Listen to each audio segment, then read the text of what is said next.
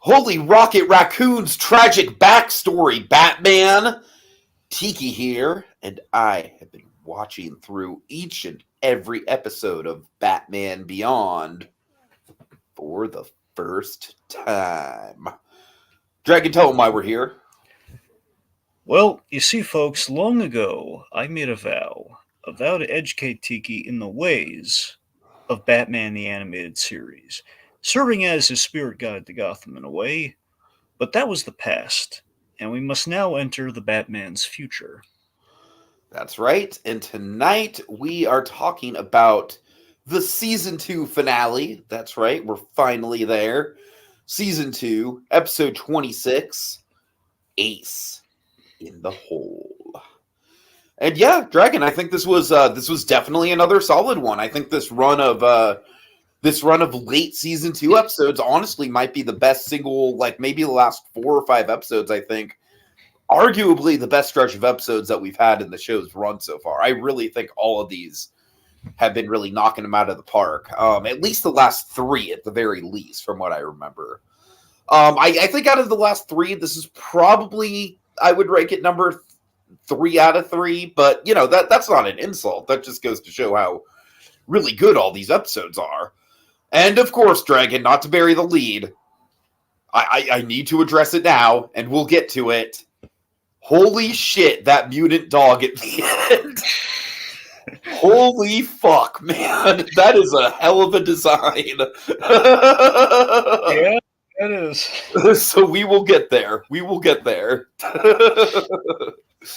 All right, we have Code Gios in the comments. He's asking an episode that Dragon I hope should be pretty self-explanatory. Tonight's episode better or worse than DC's League of Super Pets? Dragon, I would fair to say it's better, right?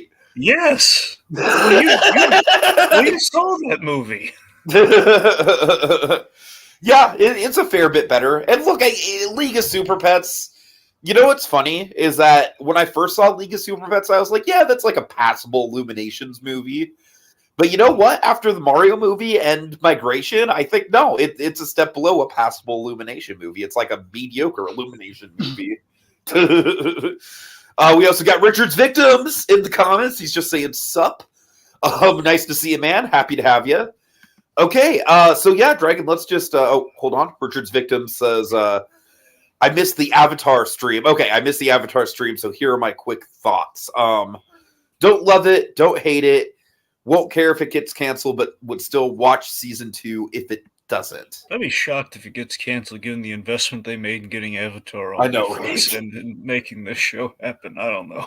Dragon, just really quick with Avatar, I left a comment on the podcast that night that you guys read out, and I think I still stand by it. The most frustrating thing about that Avatar show for me personally is, from what I've heard of it, there seems to be so many things wrong with it. So many. It's like a death by 1,000 cuts. And yet there is really good stuff in there. Yeah.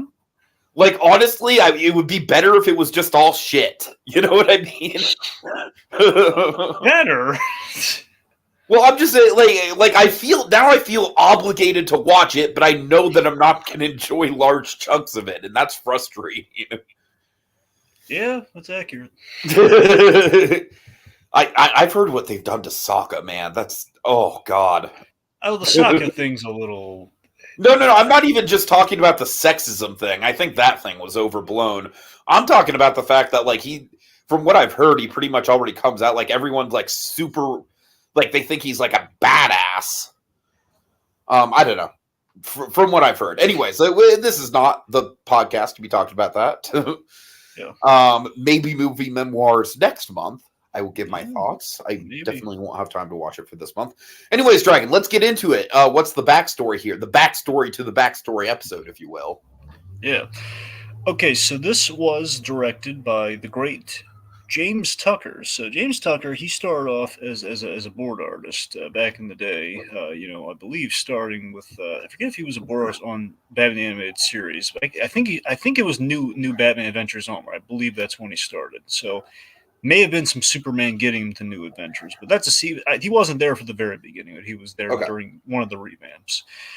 Anyway, so yeah, that's where he started. Then he worked his way up, and he did he his I want to say his directorial debut, and we kind of covered this already. Egg Baby. Egg Baby was his first big episode that he directed, and very Silver Age kind of lighthearted, You as know I've what's funny shared is that that. I feel like this episode, obviously, a lot of it is very serious and dramatic. But then when we get into the third act, very much egg baby territory Well, here's as the far as the thing. weirdness goes. Egg Baby, as I shared with you, the term Emmy bait. Uh So yeah, so they saddled him with the Emmy bait huh. episode, and yeah, so James Tucker's always had a bit of a Silver Age sensibility, and that's of course that definitely paid off when he show ran Batman Brave and the Bold, the animated show. You know, that was his baby. You know, he very much championed that. So I like this. Egg Baby was kind of his foray into that, and also legitimizing Ace the Bathound. That's again a very Silver Age thing to do, but James Tucker's style is legitimizing the Silver Age. Sure, sure. So yeah, this is kind of big, and also he went on to direct some Static. So yeah, James Tucker, of course, the director extraordinary. This guy, he's great. He's a good producer as well. Like, he worked on Justice League, so James Tucker's definitely the guy you want in the DCAU. He was a very welcome addition to the staff as the universe develops. So he's big, and this is like the second thing he's directed really for Batman. So Nice. okay, so the writer on this was Hillary J. Bader. Sadly, again, no longer around, but she did just give you.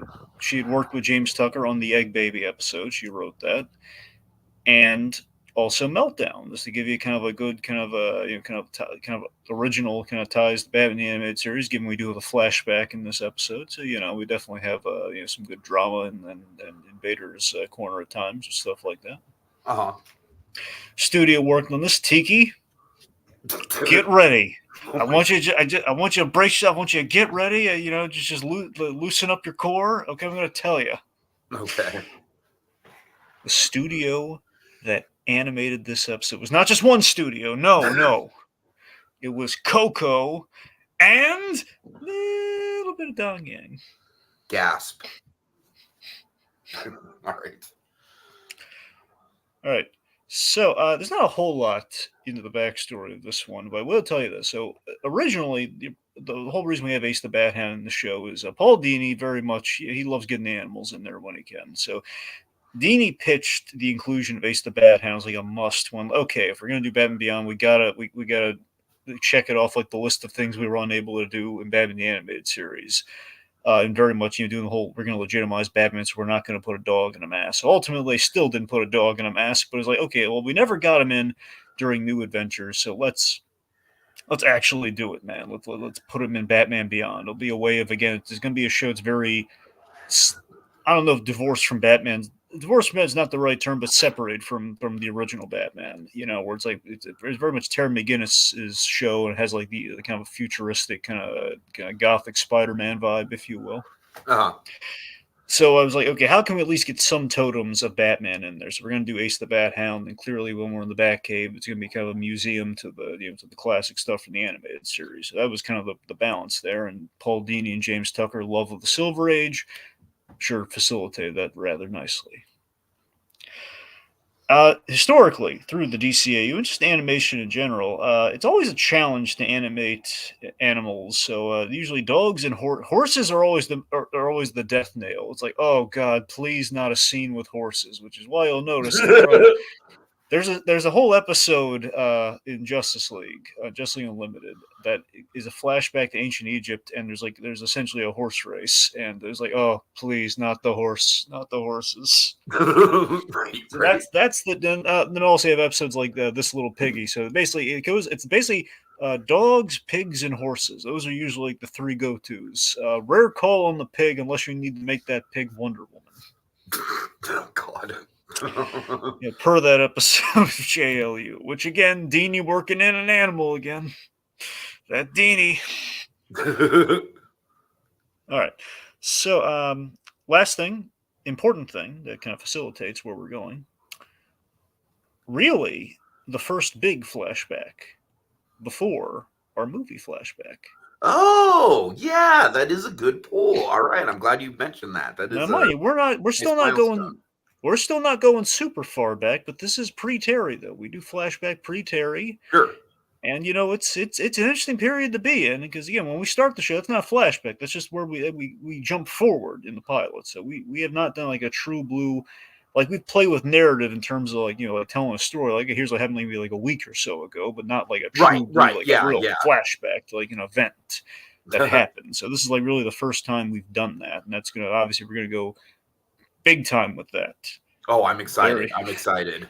I have very soon. technically seen Return of the Joker once, but I feel Oh. like with all the context, I feel like you might as well just count it as my first viewing. And you, regardless, you have not seen the version I'm going to show you. Exactly, yeah. Okay. All right, all that said, I think we're all caught up. We can just jump right into it. Any comments we want to make? Yeah, really quick with the comments. Richard's Victims is it's DreamWorks. DreamWorks animated this. That would be a twist. All right, Code Geass. Oh, I also just noticed he's not Code Geass anymore. It's just Anime Fan. Okay. Well, I think Code Geass. I'm still going to call you Code Geass because of force of habit. Yeah. He's saying, Bruce, where's Ace? Terry, I lost him in a bet. Bruce, why would you gamble my dog away? Terry, I thought that he would be an ace in the hole. Bruce, I'm going to use your costume in a bet. Which one? The one that's in the case or the one that's in the bag? Because there's always two of them in the episode. And then after I lose it, Terry, you're just going to have to go out on patrol on your own. How would you like that? Anyways. Okay, Code Geass, yes, we are absolutely doing a recap for Return of the Joker. It's not going to be beat by beat. It's going to be the first Batcave that we're going to do just kind of like as a free-form kind of discussion podcast. But yeah, that will be coming probably next week. So look out for that. Also, Code Geass is asking, have you seen the Superdog cartoon from the 2000s? Ace was a regular in that. Dragon, it doesn't ring a bell for me. Does it for you? Oh, yeah, it was great. It was the Crypto the Superdog show, which had Ace the Bathound. Oh, Crypto, right, the Crypto show. Yeah, okay, yeah, I've seen that.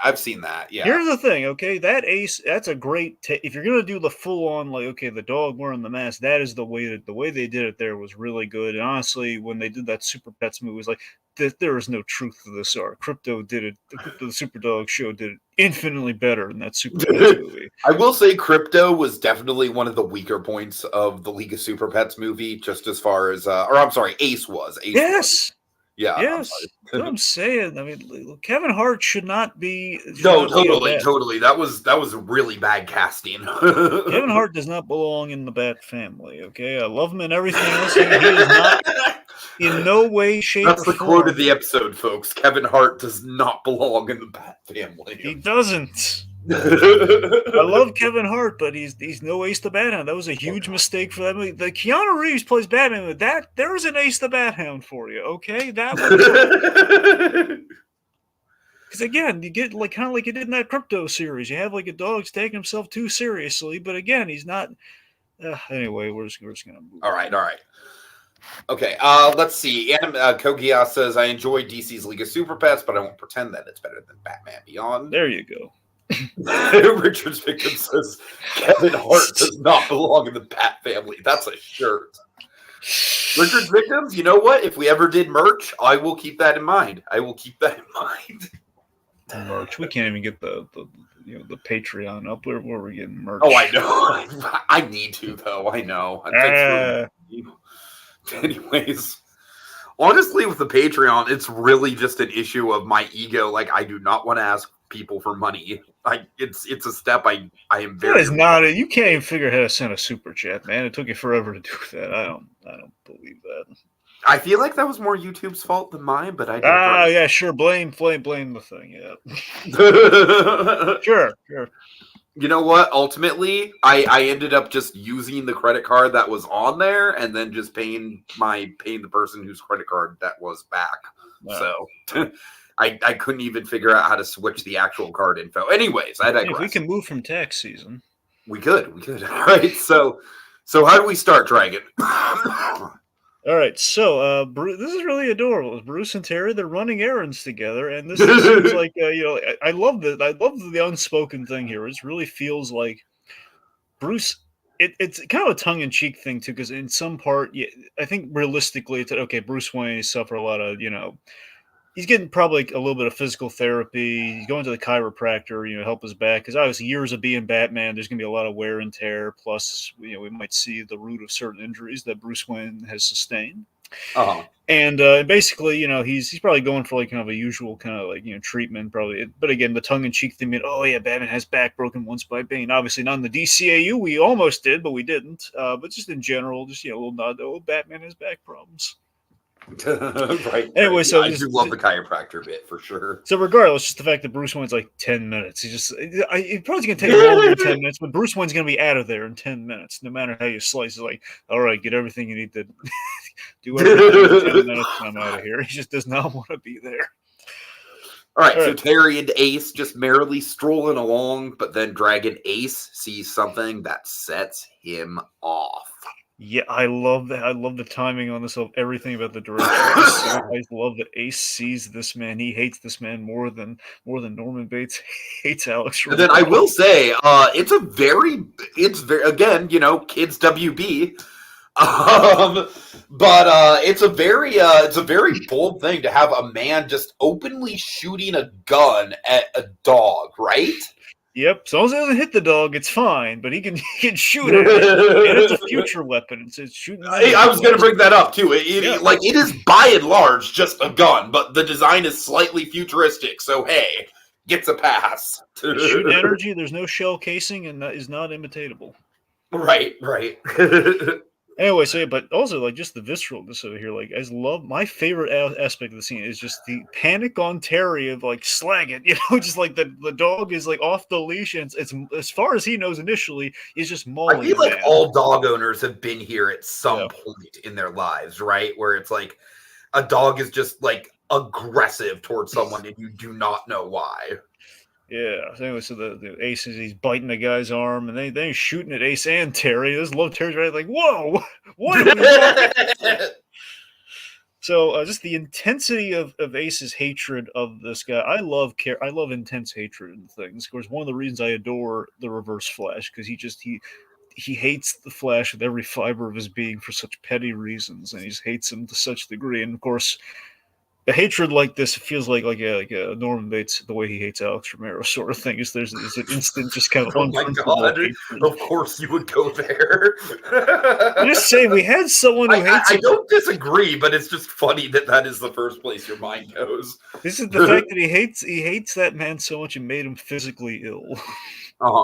It just amuses me to know when like there's hatred like that, just the visceralness, intensity, and like just how fast that plays and how well timed the sequence is. So Ace is charging after the guy, he's shooting at him. He just dives into this is so wonderful. He just dives into the window of the open car, and Ace just running at full tilt. He body slams against that car and he's just chasing after. Oh my god, that's amazing.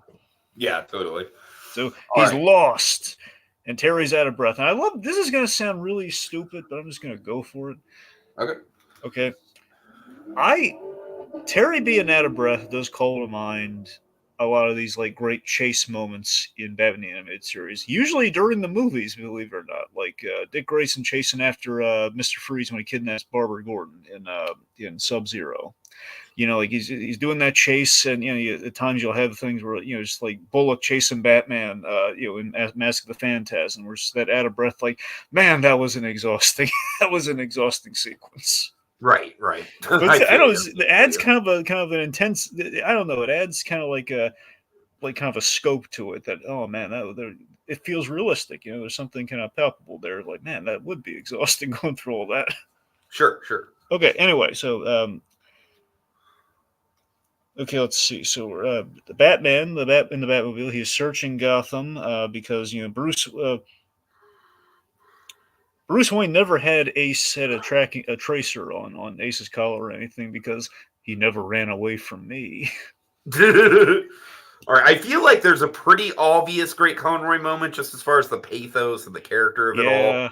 But comedically, I feel like that's a contender. Like for a comedic Great Conroy moment. I concur with that full-heartedly. Yeah. All right, let's see. So they check the serial number on the gun. It's definitely illegal, so it means they can there's this guy was up to no good, so Ace probably recognized him or something. Let's see. Okay, sure. I'll follow up on the serial number right after I find Ace. And he's like, no, now. Ace is a survivor. He'll be all I right. love that. I love that. Now, this is interesting, thinking about this, especially going into what we're going to go into. So Terry's really surprised by this, but also it depends on how you read it. Kind of glass half full, glass half empty. It's a little ambiguous. This might speak to how Bruce Wayne treated the Bat family, where Oh, that's really interesting. Yeah, I see what you're talking where about. I there see where is you're love going. and compassion and trust Right. there. But again, from an outside, if you're the loved one or you're the outsider looking in, it looks like, man, he kind of, it seems like he doesn't care that much. Uh-huh. It's like there's having faith, but there's also like a little humanity, Bruce. But again, I that's again from a traumatized guy there who's like he was just like he knows, and this is a guy who would know. This guy's been around, he's dedicated his life to this sort of thing. He knows Ace is a survivor, and we see later on like the bond that he has with this dog, and like he knows the dog's going to be okay. But still, as we go through the episode, though, it was like a classic Batman. Even like Scott Snyder has kind of dealt with this in like Death of the Family when Alfred got kidnapped. Bruce will like convince himself that things are going to, that things are in hand when eventually, slowly but surely, the panic will set in. And we see Bruce, he gets a little concerned during that flashback. Right. So yeah, what do you think? Do you think there's like an arc there, or do you think from the whole time he has faith that the dog's going to be okay, or do you think there's it's growing more and more concerned as he goes forward? You know what? That's a good question. Honestly, I really wish I had the time to rewatch the episode, but I did not.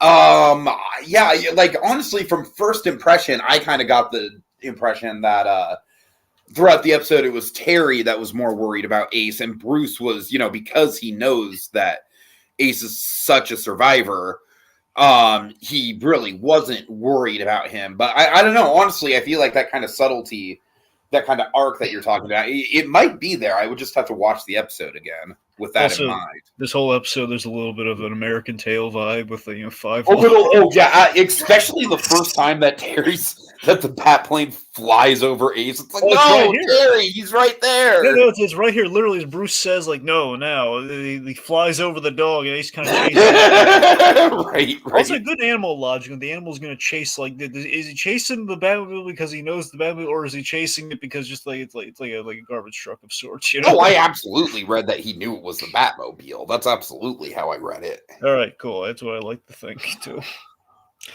All right, Dragon, really quick, I'm going to go over a couple comments here. Let's see. Kogias says, Bruce, don't shoot my dog. If you have to shoot someone, shoot Terry. Hey! And then Richard's victims adds Terry. No, I get it. He loves that dog. All right, Dragon, I'm pretty sure you already know this, but Little Blue's coming on. Nice to see you, Little Blue. He's saying, update, both Conroy and Hamill are both to return for Crisis on Infinite Earth Part 3. This will mark the last time we hear both of them as their characters. Yep. Mark Hamill is retiring as the Joker. Now this one's actually official because he's been very impactful. I feel like that's happened a couple times at this point. Well, now to be fair, it's yes and no. Okay, he thought the Arkham game was going to be the last time that he voiced Joker because he basically got killed off in that game, and it was a very he loved the performance of that. And it was very much kind of a swan song to go out on, but then it was offered the opportunity to do Killing Joke, which was always his like bucket list thing. That's kind of how it's kind of like the whole like Hugh Jackman Wolverine thing. They comes right, back, right, sure. It's like okay, well, this is the thing I always said I wanted to do, so I got to do that. Now this, however, this one actually is going to be final because he's very.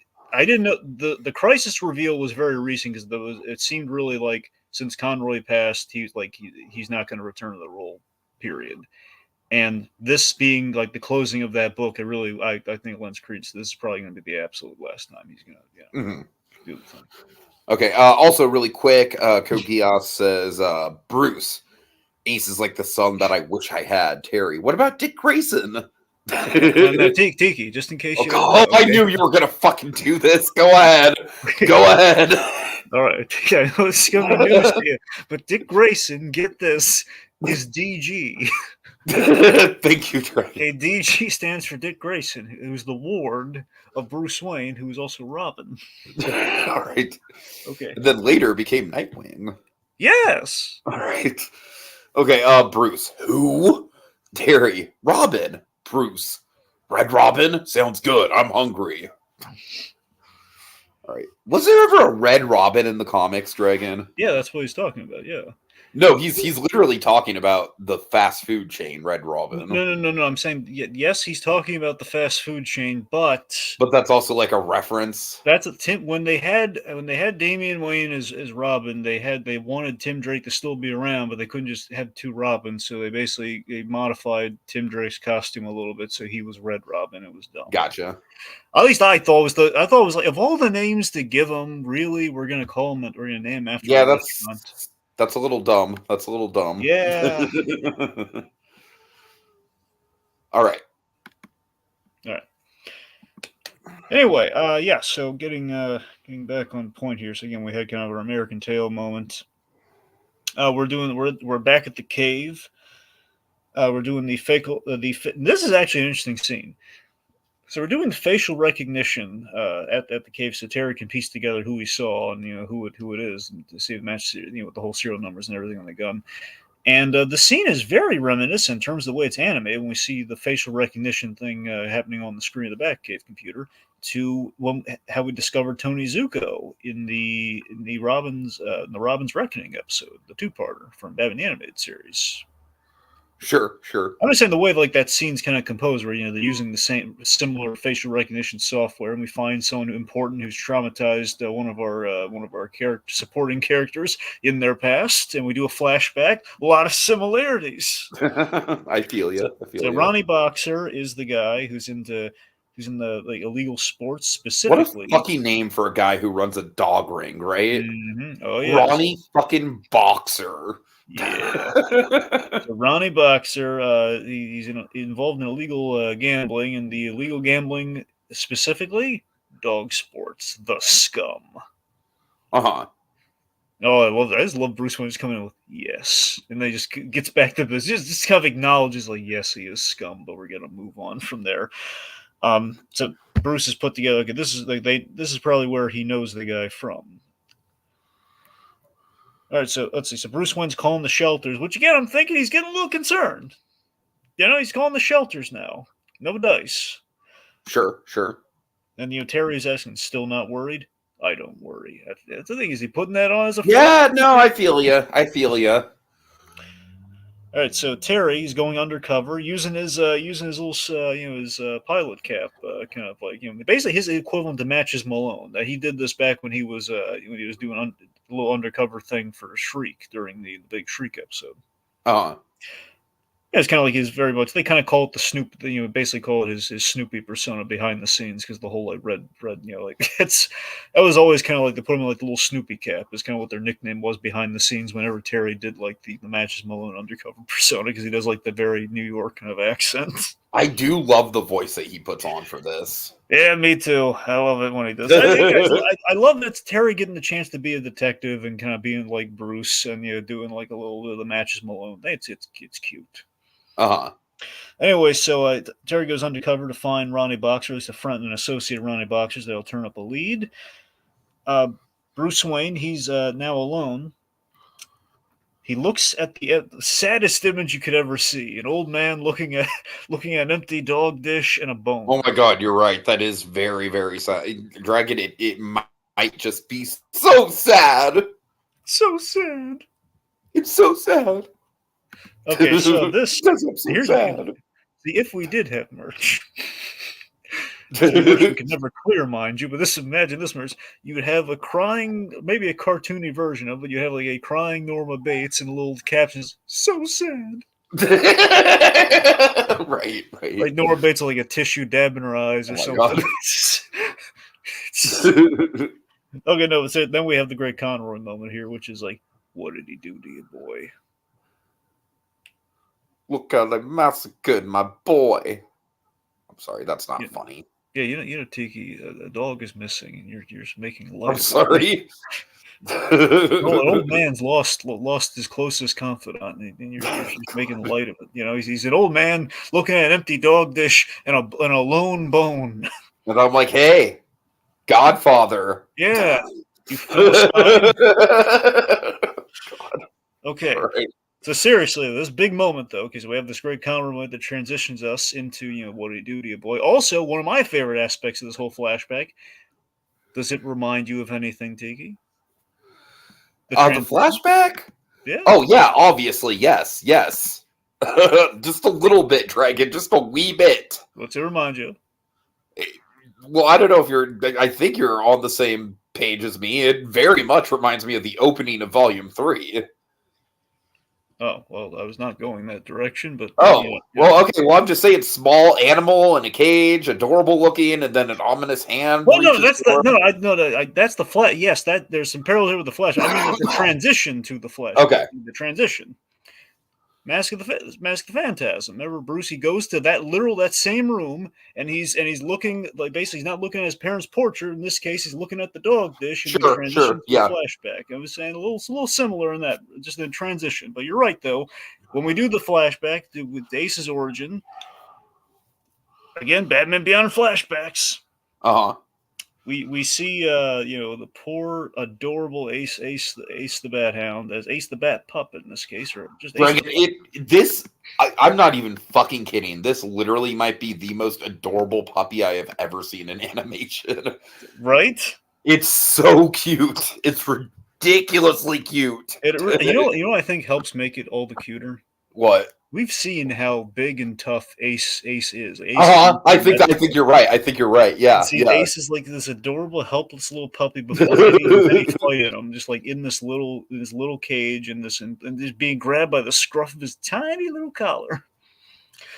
I don't even know if he has a little collar. He's just by like the scruff of his neck, whatever. He's just being this little puppy being manhandled, and just being like, "Look at he's gonna be a mauler. Look at these paws." It's like, oh, we're gonna, So obviously, I feel like this episode. One of the things that impresses me about it, Dragon, is the real world implications of like. I feel like the dogfight.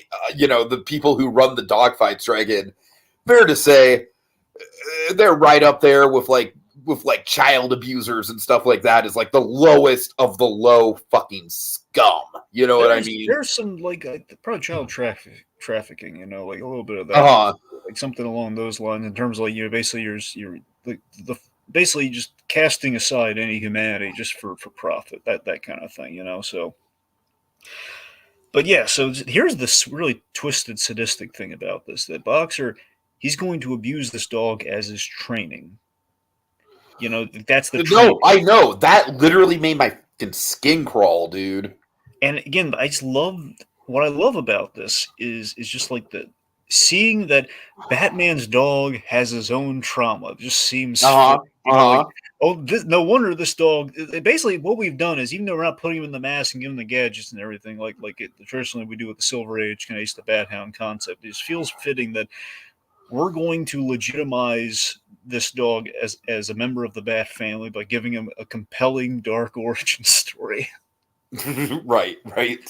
Like a dog that is befitting of the Batman, and it just fits. And we have like the newspaper bit where it's just like, again, I love it. We start off, and this is really twisted too.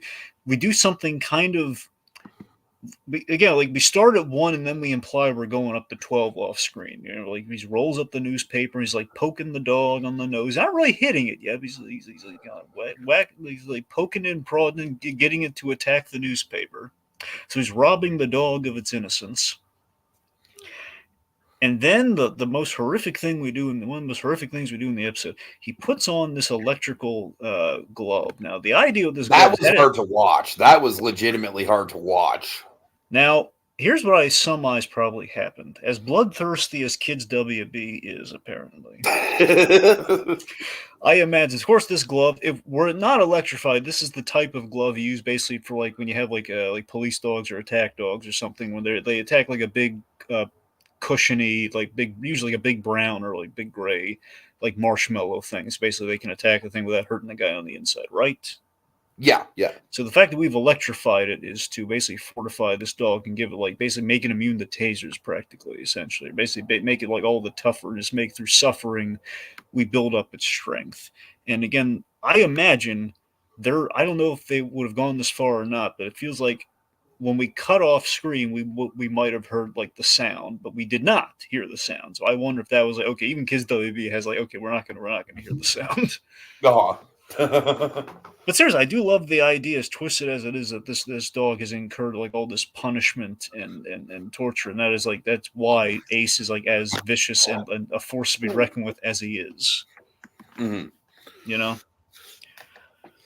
And I Yeah. love it. It's not just like it's not like a Courage the Cowardly Dog. Like the dog didn't lose its parents. We're not lose them in the literal sense. Encourage. No, no, no. You're right. You're right. Yeah, it is a very. That is a good point. And honestly, that would have been like a very easy thing to do in this show would be to actually have Bruce witness Ace's parents being murdered or something. Yeah. But we don't go that route. I like how his trauma is very unique from Bruce's. Yeah. So then we have the match, and then like the really callous thing of like, and this is how you know you're a bad guy. If your other bad associate actually shows more heart than you do, like you're right. Yeah. Basically, it's a match, like win or lose.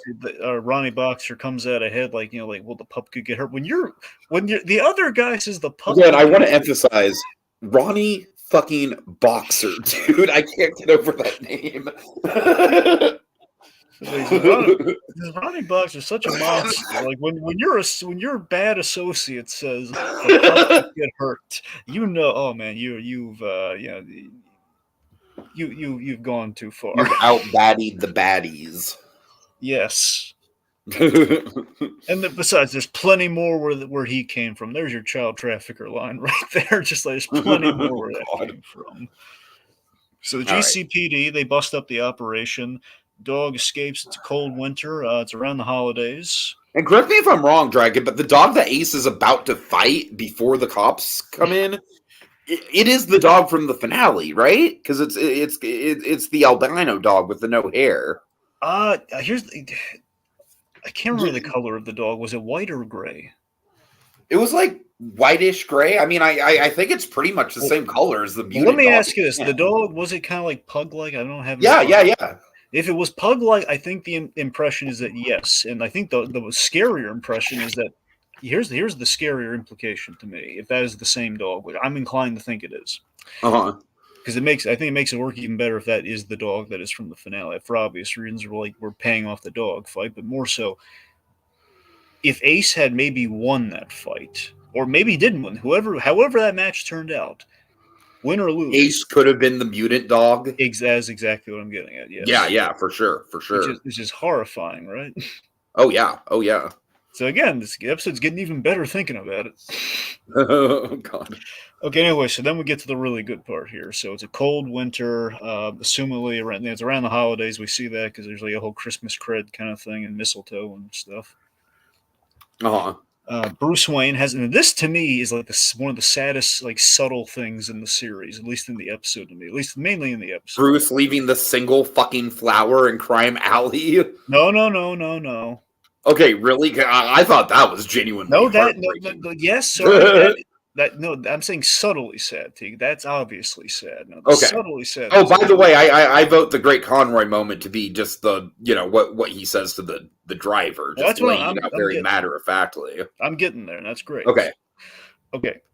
Bruce Wayne with this driver to me is so sad because Bruce Wayne is seeing this guy in Alfred's driving uniform. Oh yeah, It's so sad to me. Bruce Wayne stuck with this driver. We don't know how long it's been since Alfred's passed. Like, it could have been a recent thing. It could have been a few years. Like, it probably wasn't super long. I mean, Alfred probably hung in there for a while, but this is like after the loss of Alfred, before Bruce has just kind of given up on people, period. So he's just kind of stuck with this guy. And I'd like to think, my headcanon is that I like to think Ace supplanted the need for anyone else for him. Like, Ace essentially is the fill-in for Alfred for him.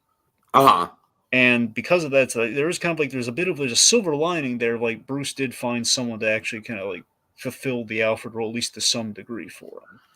But until then, it was just this sad, like, Bruce has been going for just the reminder of like, I need someone, and he's not going to be Alfred.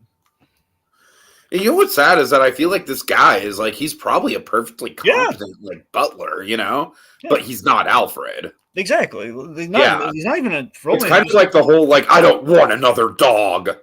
We don't know if this guy's even the butler. He might just be Bruce Lee limiting it to just a driver for all we know. You know, driver. But you're right. We don't know. He could be like the poor sap that has to be Alfred's replacement, which is just the most thankless job ever. But this makes me think. The way I always read this scene is, given the fact he's trying to make small talk, it makes me think this is like his first day or like week on the job, and Bruce has this is like an annual thing. Bruce needed to go here, which makes me wonder if this is the first year without Alfred now, which makes it even sadder. But let's just say, however you want to slice it, this guy has just been hired. Maybe Bruce is just going through drivers regularly during this annual occasion where he needs to go from point A to point B to Crime Alley. He needs someone to take him there.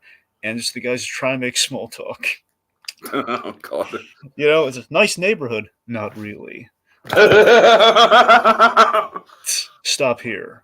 Here? And it gives him the glare, shoots him the bat glare. Like, yes, here. I'm Batman. It's just so sad because it's like obviously Alfred is just so in the know about all of this. You know what I mean? I know. So you sure you got the right address? And then we have your vote for the Great Conroy. Well, I think it's a pretty obvious Great Conroy vote, right? It's got to be. It is. I do like What Did He Do to You, Boy? But you're right. This is like, I think this is very much my go-to for the Great Conroy. But rewatch, I do like What Did He Do to You, Boy? Sure. Regardless, we have yes. My parents. That's just very matter of fact. Yeah, just saying yes. My parents were killed here a long time ago. Yeah, but yeah, it's just you're right. It is just so matter of fact, and honestly, it's like I feel like what makes it great is the fact that he doesn't put a lot of emotion into it. Yeah, it's kind of goes back to that year one line that Frank Miller had. The whole, it's been I'm trying to remember what the exact year marking was. Let's just say, like 10 years and the ache is still fresh. For sure. Or so, like probably like 8 or it was probably a little more than 10 years, but it's like 10 years and the ache is still fresh. So it's kind of that's essentially the vibe you get from that line, and then when we see him put the flowers down, it's the fact that Bruce Wayne internally, we don't get a lick of this like verbally, and I like that we don't get it verbally. You can just kind of see it. Is that why am I still coming here? I'm an old man now. Why am I still? I'm an old man. I've hung up the cape and cowl. Why do I still need to? No, that's the thing, and that's what makes the fucking single flower just so tragic. Honestly, is that it's literally like a lifetime of this, like almost like self-torture. Are you sure it's one flower and not two? You know what? I think you're right. I think it is because that has to be two. You're right. I don't know why I'm saying. You kept throwing me off with the one flower thing. I was like, is it one flower? It's usually Anyway, so Bruce he goes down Crime Alley, and we see I love this. Everything about this is perfect. He's walking down Crime Alley, looks great with the snow and everything. I have to presume they never really fully get into it. We only see one glimpse of it in that we've only seen legitimately the parents' death, and even then it was kind of like a what if situation. In For the Man Who Has Everything, we did the Black Mercy episode from Justly Unlimited, where we actually saw the Crime Alley sequence. But for a moment, it looked like Thomas Wayne was fighting off Joe Chill, and the whole Bruce Wayne's dream come true kind of moment. But we kind of say that the death happened around Christmas, which in the comics they have placed it around Christmas, and many, as you can imagine, over the years in the comics they kind of place the time, the day the Waynes die a little differently, but. Again, Christmas seems to be about right, though. I think there's nothing saying in that black and white thing it wasn't around the holidays, so I like to think Christmas is the day around that's going to happen. I don't know. But then again, it might be a bit of a retcon. It might just be Bruce Wayne thing about around the holidays, because again, the whole I Am the Night episode, not Christmas. He's clearly not Christmas. He's meeting with Leslie Tompkins. So that's what I'm saying. Might be a light retcon. They just wanted snow because it looked good. Anyway, it's not important.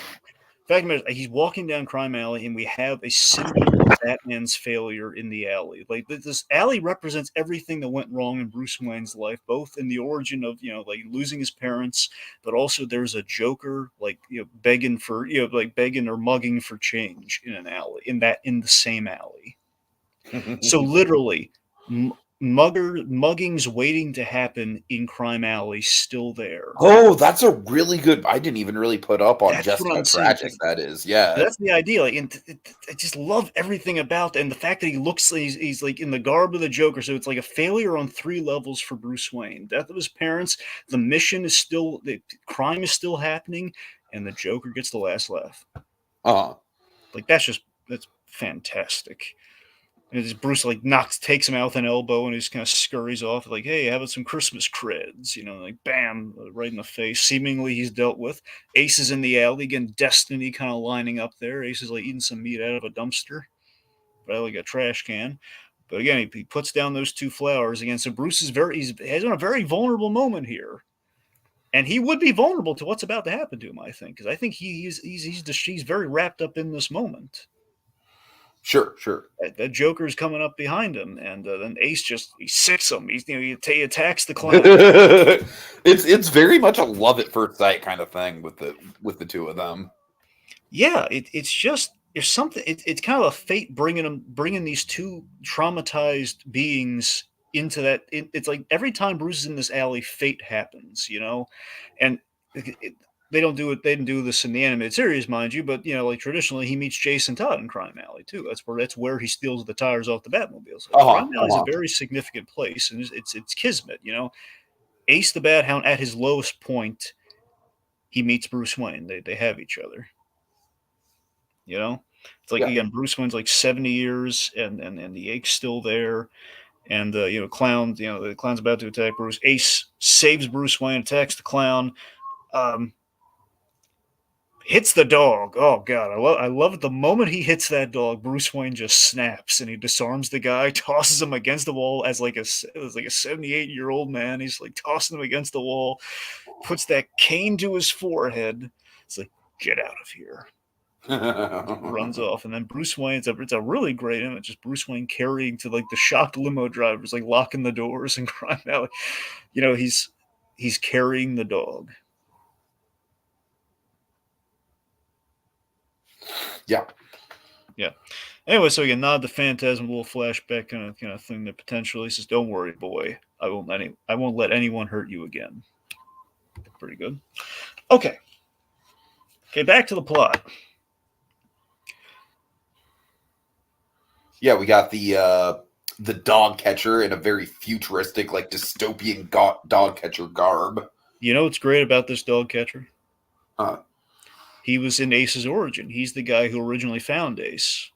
So his whole operation with Ronnie Boxer that he finds strays. No, you're right. Yeah. Now that you pointed out, yeah. I love it's very Albuquerque verse-esque to me in terms of like the shady operation, but you can kind of see all the gears and how it works here. Okay, the dog catcher catches the dogs, sell as like under the guise, like so he's like funded by the city as a dog catcher, but he's secretly selling some of the dogs because they're not going to be missed anyway because they're not adopted or found or whatever. They get they get sent to the puppy farm in quotes.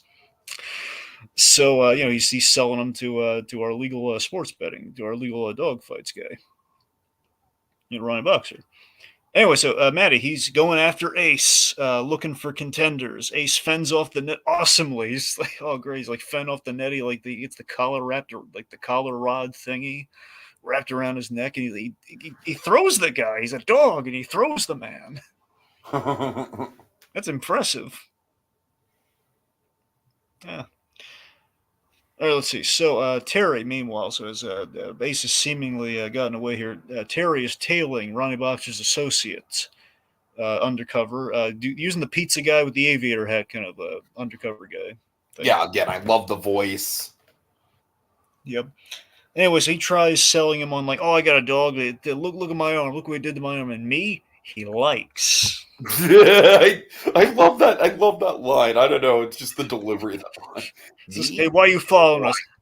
I love his approach right from the get-go. Why are you following us? I wasn't following you. I was following him. Right. I gotta admit, moments like this make me really wish in live action we could have gotten, like in the past, we could have gotten Joseph Gordon-Levitt playing Terry McGinnis. Because I could so see him doing this. Totally, yeah. He would do such a great job doing this scene. Anyway, so the guy gives him, oh, if he's got as much fight as you got, he's probably worth a shot. Gives him the card. Anyway, so now Terry's got his lead, but he just misses Ace. Terry, if you just stayed there for 5 more seconds. Oh my god. He removes the bandages and he has Terry sent, and the dog's going after him, but before he can, he gets netted by Maddie and tranquilized. Bum, bum, bum. He gets rid of the tag. No, it's Bruce Wayne's tag. He gave him that tag. No. Good right. comments we should be reading. Let me check. That's a good question. We have Smurfy's Law in the comments. He's saying salutations. I'll probably be lurking for this one mostly. All good. That's all good. He's also saying, Ace the Bathound for the DCU. We need / deserve it. I think we're actually going to get that. I would actually be surprised if we did. That's the thing, because we are getting Crypto in the Superman movie. So, which, by the way, did you hear the news that the Superman movie is apparently like the second most expensive movie ever made? Wait, get it. Budget wise. Wait, really? Yeah, apparently. They announced that? Apparently, yeah. What was the most? Do you remember what the new most expensive movie ever made was? I'm guessing it's Avatar 2, but I don't know for sure. Anyway. I'm guessing it's Avatar 2. Okay. All right. Also in the comments, we have Kokias says the character Red Robin should be the mascot for Red Robin. That would actually be kind of cool, though. If they if it wasn't Tim Drake and it was just like, yeah, here's like our cool mascot. I mean, imagine how many people would turn up for Red Robin if that was like just they had a cool mascot that was like basically a Robin. Little Blue says they found a way to make Joker's death in Arkham City emotional, and man, that chorus and music playing real good. Oh yeah.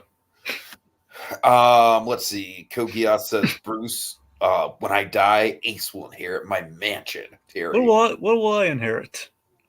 Ace's doghouse. Womp womp.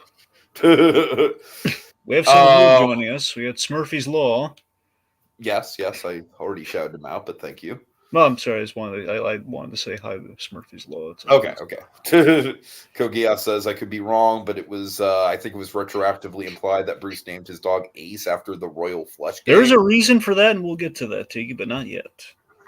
Okay, I just assumed it was a reference to the Powerpuff Girls Dragon. I just assumed that Bruce Wayne was a big Gangrene Gang fan. All right. Anyways, that was a dumb joke. I'm sorry. Yeah. Did you know that Ace from the Green Gang was officially a member of the Gorillaz for one of their album cycles? That I did not know. Yeah, fun fact. Anyways. All right, Little Blue says, as of now, it's only going to be called Superman, no longer Superman. Wait, really? Yeah, this was James Gunn confirmed this. This is not speculation. This is That's like 100%. Crazy. I think it's kind of dumb, honestly, but yeah. I kind of agree. I think Superman Legacy was a really good title. Yeah. Huh. Okay. Huh. I'm going to have to kind of process that. All right. I know. Anyways. Yeah. I was going to bring up the memoirs, but I guess we don't really have to now. So. I guess not. Yeah. Yeah, Smurfy's Law. I agree. I also do not like it. It just really feels like, guys, we have like you got to earn. You do realize that there is another movie that's just called Superman, right? Yeah, shape the game. Even Christopher Nolan's favorite. A very iconic movie that's just called Superman. That's what I'm saying. All right. Yeah, it does make it stand out a little less. All right. Anyways. Okay. Let's see. So again, Ace has been captured. Let's see. So Batman finds Ronnie Boxer's place. Basically, the place is his apartment's practically a chem lab. Has all these components that make a very dangerous growth hormone. And this Bruce, like, this is really a great bit here. I'm gonna butcher the pronunciation of this chemical term. It's basically methachlorine. It was something like zelotonic methachlorine or something like that. Anyway, he's listing off like basically Terry's like reading off like all these labels and bins in the apartment. Then he lists off one without Terry even getting before Terry can even get to it. And he looks at it, and I love Will Friedle's delivery. You're scaring me, like this okay, this sounds really bad because they mention serotonin. Uh-huh. Now serotonin is actually something we're gonna see it later in season 3 of Batman Beyond. There's kind of a story behind why we're seeing season 3, and we're kind of mentioning it now, but we'll get there when we get there. The fact is, it is a my head canon is that this growth hormone, Bruce knows this growth hormone because and they don't say this in the episode, but I'd like to connect the dots here. Maybe the same growth hormone that was used in Critters by Farmer Brown. Possibly. I I would see like what to you're think so. saying. Yeah. I actually think that's pretty legit. Yeah.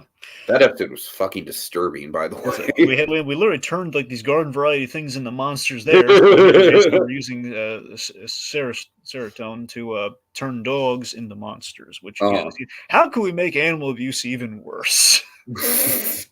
right. You're probably thinking, kick the dog. And yet somehow use it as a way to get animal abuse past the censors. Because well, that would make animal abuse worse. Well, they'll wear cleats. Like, no, they can't have them wear cleats when they kick the dogs. No, we're going to make it even 10 times worse. We're going to turn them into like God's mistake here. We're going to turn them into monsters. We're going to turn them into these like Frankenstein on literal steroids. Uh-huh. All right. So Batman had a little fighty fight with Ronnie Boxer there, and Ronnie Boxer's got the shotgun of the future, which again we can get away with because it's of the future. yes.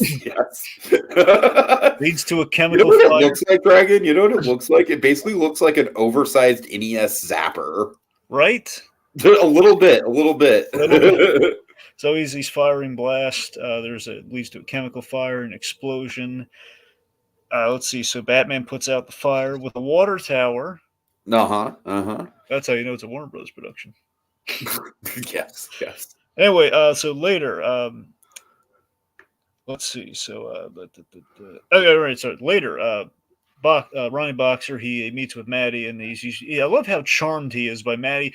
What are you trying to pull? What are you trying to pull the wool over me? You're trying to sell me my own mutt. Wait, what are you talking about? So he recognizes Ace right off the bat, like, oh man, this is the one who ran away from me, the one who attacked me earlier. It's fate that we belong together. Like, Ace just hates this man, so he's trying to. It's so twisted. The idea that like the more aggressively hateful towards Ace he is, the more valuable he becomes to Ace. And you know again, what I mean? years later, it's so funny how the wheel turns. Very an idea we kind of see with Guardians of the Galaxy Volume 3, and now that guy is directing DC stuff. Well, he's in charge of the DC stuff. He's directing the DC stuff, not the Batman DC stuff. right. It's kind of funny how that works. But you know what? I could see James Gunn absolutely killing a movie that's like exclusively focusing on the Bat family. Mm-hmm. He would fucking kill that dude. I would love to see that. Honestly, I would love to see James Gunn do an Alfred movie. Ooh. And I'm not talking about an Alfred series where we can never mention. You're not talking about Pennyworth, Dragon. No. You don't want to just see James Gunn come in and direct a TV movie of Pennyworth. No. Everyone's favorite Batman series. That's what I'm saying. I'm not talking about like the watered down version of Gotham that is Pennyworth. No. I'm talking about like an actual like what does Alfred do for the awesome things that Alfred does during the day to day that we never see. Right. Like that's a story I want to see with Alfred. Just Alfred behind the scenes, like what's he doing? But again, for a Bat family, for a Batman, like what's he doing? Like Batman would be in it, but Alfred would be the main character. Yeah, that's what I'm saying. Like, see, that's the mark of true confidence in your storytelling, where we can have all these superheroes and everything, but they're not the focus. They're around. We're not trying to hide them, but they're around. not in focus though. That's how you earn the respect. Anyway, so okay, let's see. So anyway, so he says like, well, if he doesn't make nice, he'll make a nice playmate for the other dogs. Which he's just going to abuse Ace even further. Boxer's a monster. All right, so Bruce Wayne has a lead that tonight, the dog fighting game is going to be a floating event at Pier 22. Batman sneaks in, and there's just this row of just all these roided out dogs. Not the ultimate roided out dog. We'll get there. I like But that there's a build up though. not just a bill. So we have like this row of these cages, and it just looks of all these ferocious feral drug dogs. Don't worry about the dogs. Worry about the people. And as Bruce says this, Batman walks upstairs, and we build up this monster dog like from behind this giant metal door, like bang, bang, like it's Doomsday from the death of Superman, practically, like Right, bang. right. So Batman, he lands in a trap. Basically, lands in a trap here, learning that the new. This is I love the writing on this. I love the idea that Batman, things have changed. I don't even need anyone to man the cameras anymore. Again, it's just an empty space with the dogs fight. Basically, it works like like how they do horse racing. Essentially, you can like simulcastly a horse race going on like in different states and everything. You don't need to physically be there to do your sports betting, clearly, but like in like when he walked onto the boat, were you expecting a crowd of people cheering for the dog fights? No, I can't say I was. Okay, I was wondering if we were gonna like. Just because like I feel like a crowd of people cheering. I feel like maybe I was expecting like a maybe like a like a handful of people in the audience. I Okay, certainly well, wasn't expecting cheering. let me rephrase. When I say Okay. crowd, I just mean that there are going to be people there like Oh. spectating the Well, event. what's interesting about that, Dragon, is that I feel like now that sports betting has become pretty much nationally legalized, I feel like the whole online betting thing, I feel like it's very prophetic. It is. No, absolutely, it is. I Yeah, like the yeah. the very first time I watched the episode way back when, it was like I was thinking like, okay, he's gonna walk in there, he's gonna be like he's gonna have to fight a bunch of guys along with the whole dog, and they'd be like, no, he's not. He's not do that at all. It was quite refreshing. Sure, sure, Hey, sure. he's just walked into again a sadistic version of a '60s Batman death trap here. Like, hey, it's like, here's the dog betting. We simulcast everything, and then he faces these Sarah Stone dog to end all Sarah Stone dogs. Basically, Patient Zero, who was probably Ace's playmate from his original dogfight opponent from the flashback. Now he was overly juiced. Basically, we have a dog that is. It's like a giant rancor of a dog. Is the best way I can put this. He's like Essentially, yeah. I mean, they like Star Wars. I would be hard pressed to see them not thinking Rancor, especially how we defeat the dog because we kind of bury it and stuff. It's very Rancor-esque. It's got to be a Sure, Rancor sure. dog. Basically, a Rancor bred with a bulldog essentially is what this thing is. And just the fact that it doesn't have any hair is what really makes it disturbing. Mm-hmm. And then just like the big, thick black outlines on the lips too.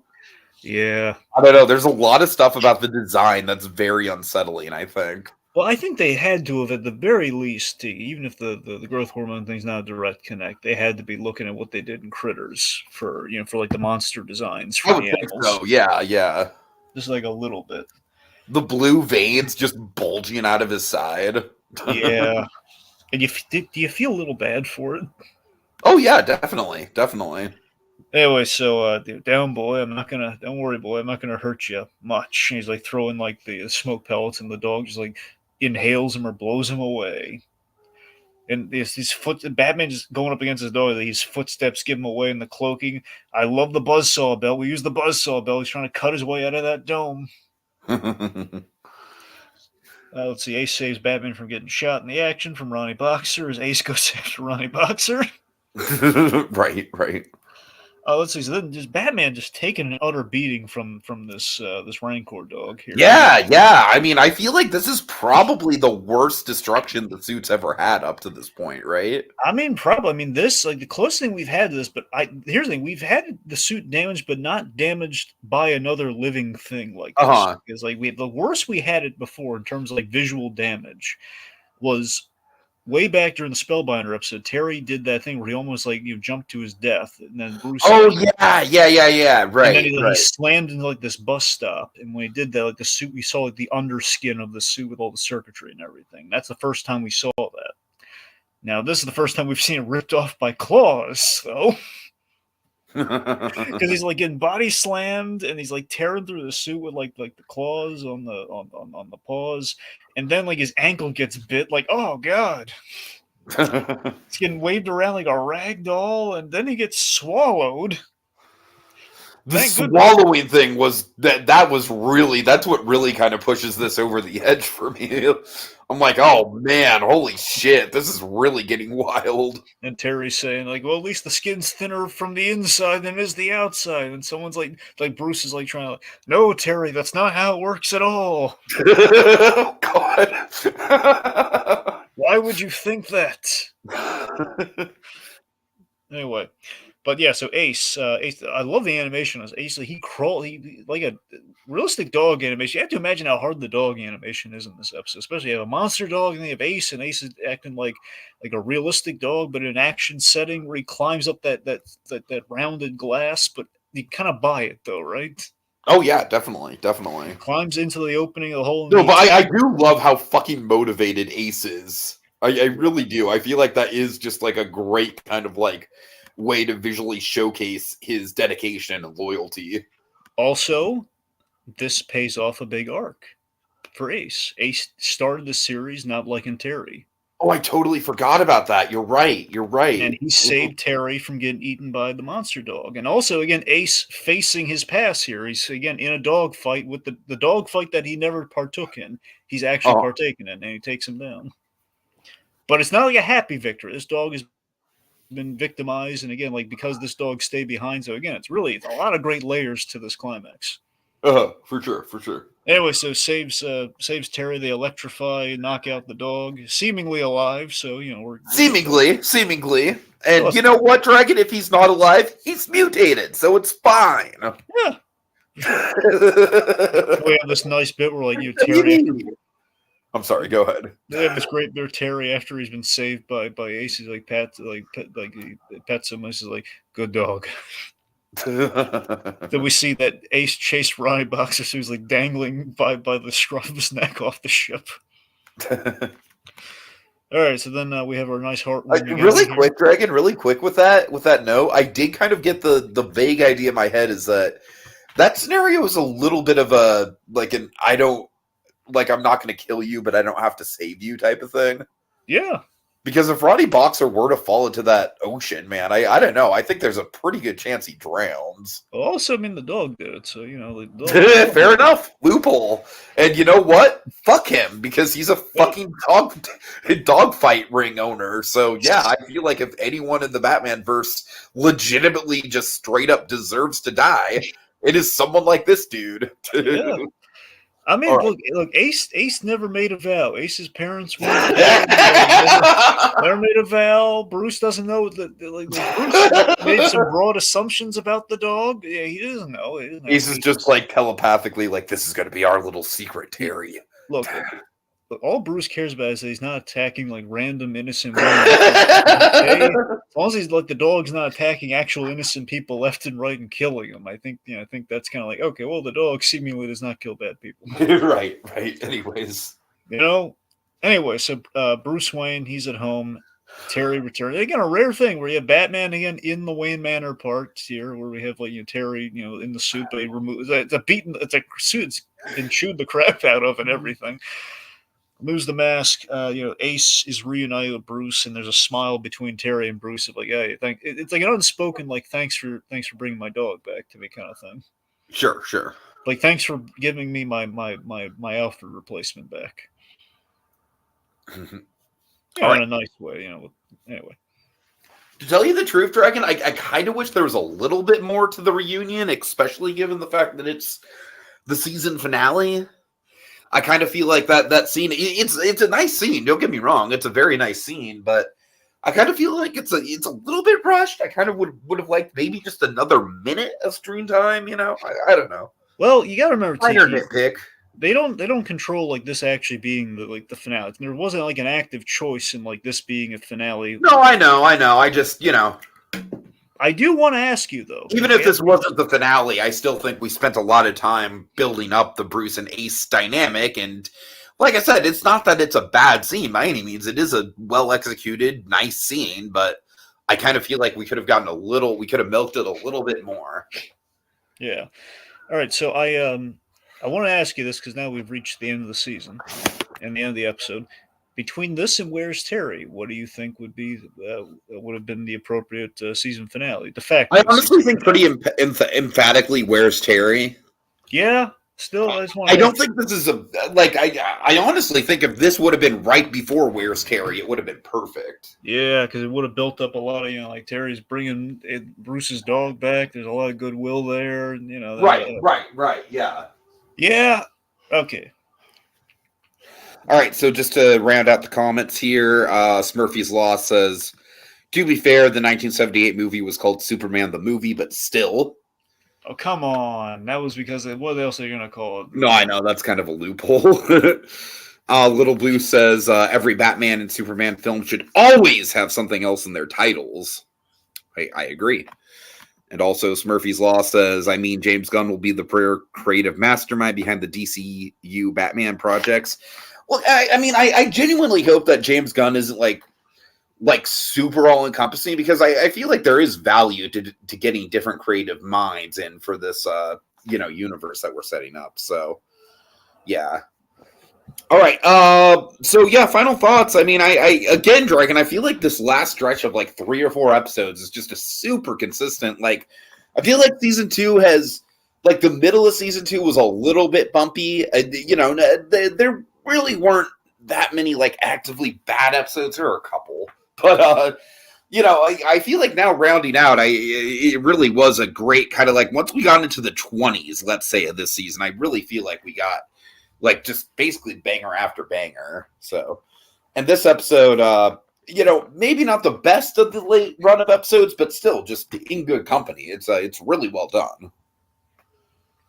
Yeah, I got a lot of fondness for this one because the flashback kills it every time in this episode in the best of ways. It's just like, it's very strong, and again, I like a lot of parallels that we have to a lot of things, and the crux of the series would pay off a lot of things. Again, I would have preferred Where's Terry as the season finale. That's just me. Well, apparently that's just me and Tiki.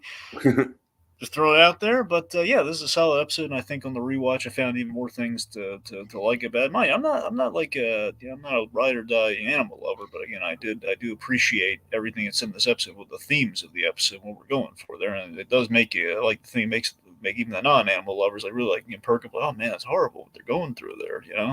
Uh-huh. But yeah, it was always this was Ace's shining moment, man. We've had that dog faithfully in the show, and Ace is still going to have some standout moments. But this is always like his big moment. This is like the big like, really, you're going to put Ace the Bathound in a show, and couldn't that be silly? Like, oh no, my friend, it's not going to be silly. It's going to be yeah. All right, so take us out, Dragon. What's coming up next? It's a big one. Haunting laughter, a bat family shattered, the ultimate rave. Can Terry McGinnis defeat the Batman's most iconic foe? Will this adventure measure up to Mask of the Phantasm? Tune in next time to find out. Same animated bat time, same animated bat place. On the next visit to Batcave Beyond with Batman Beyond: Return of the Joker. Good dog. Yeah. Bat dog.